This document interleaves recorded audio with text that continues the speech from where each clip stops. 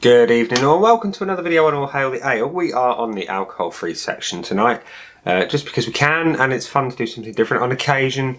The beer in question has been a little bit controversial. We'll come to that in a minute. The beer is Brewdog Punk AF.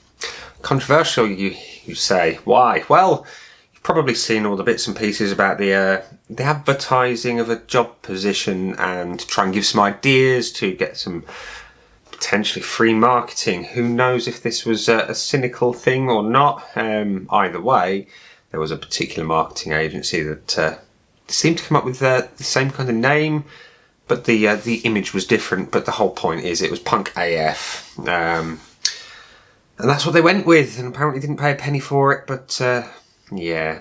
Anyway, let's be hopefully less cynical about the beer itself. What can I tell you about it? Well, it's alcohol-free Punk IPA. It's 0.5%, so it's not strictly alcohol-free, but it's as close as you can get. In fact, it's a maximum. I believe you can have the ABV and still call yourself alcohol-free. And it says, Punk AF, alcohol-free IPA. No alcohol, just got punked up. And Punk AF lives up to its billing. All the attitude, all the flavour, but none of the alcohol. Say hello to the punkest alcohol-free beer in town. Juicy tropical fruit mixes it up with grassy and pine notes, all sitting on a solid malt baseline. Full flavour, no alcohol, all punk. Punk AF. Punked up, alcohol-free beer. And it says store cold and drink fresh, and that's exactly what I've done. It's been stored in the fridge. This one has got a BBE of the end of April 2020. And it says the ingredients include water, lactose, so we've got some artificial sweetening going on, malted barley, hops, wheat, yeast and oats. So there we are, that's the beer. I got these from Sainsbury's in Stoke itself, and I'm trying to remember what I paid for these. I can't remember. Wasn't a lot, it was about £1.30 a bottle, give or take a smidge. Crack her open and see what we get. So I like IPA, I like punk, and I'm hoping this lives up to the punk name. Let's pour. That's mega pale. Mega pale. A lot paler than punk, and the glass could do with a clean, let's be honest, before any of the dirty glass mafia get hold of it. There we are, that's your beer. Pale as it comes. Yeah. Ridiculously pale, clear as a bell almost, and the head is dissipating pretty quickly, which is fairly consistent for most alcohol-free pales that I've ever tried. Top her up with the remains of the bottle, not a lot. No haze to speak of. Let's have a whiff. Does it smell like punk? Wow, it does smell pretty tropical, let's be honest. It smells good. It's probably the best smelling alcohol-free beer I've tried. Of the pale variety. So let's have a taste. Cheers.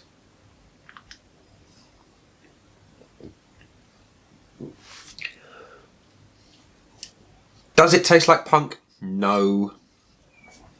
Does it taste better than Nanny State? Yes, by a long way. And I'm very pleased with that because I really did not like Nanny State. There was something almost floral going on with that and it just didn't work for me. This is good. Very good. Let's have a little bit more of a taste and then a description.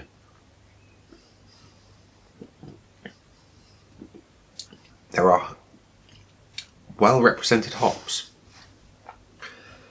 That tropical scent doesn't translate to the flavour, I don't think, but it does taste good. There is a caramel malt on the back end, and that is perhaps the strongest indicator that this tastes like a real beer. There is a tropical sweetness. The lactose does work. It's got body, which is important because most alcohol-free beers are really lacking in that area. Perhaps not so much like the Erdinger alcohol-free because that's got a huge amount of body. This is better than Nanny State's body by a long shot, and the flavour. Dare I say it? It's the best tasting alcohol-free pale I've tried. Better than Infinite Session. Better than Big Drop. Similar to Big Drop, but better. Yeah, there's a pleasant hoppiness, a little bit of pineapple note going on, not in a huge way, but it's there. A little bit of a citrus flavour coming through, tiny bit of it though, and a nice hop presence, and a caramel backbone of malt. I like it a lot. A lot. So, hands down, one of my favourite alcohol-free beers, if not the favourite, next to the Erdinger. Now, I'm not going to say it's better than Erdinger because it's a different style. That would be unfair. But it's the best tasting alcohol-free pale by a long shot.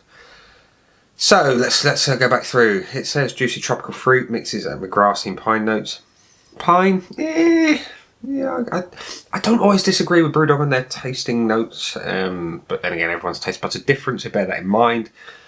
But I don't get that resinous pine. I don't. Grass maybe. Juicy tropical fruit. Get a bit of pineapple. It works. It works. I like it. Punk alcohol free. I like you. I applaud you. You're a good beer. Alcohol free or otherwise. So let's go for a bit of a judgment. Would I buy it again? I would. Would I rush out and buy it again? I would.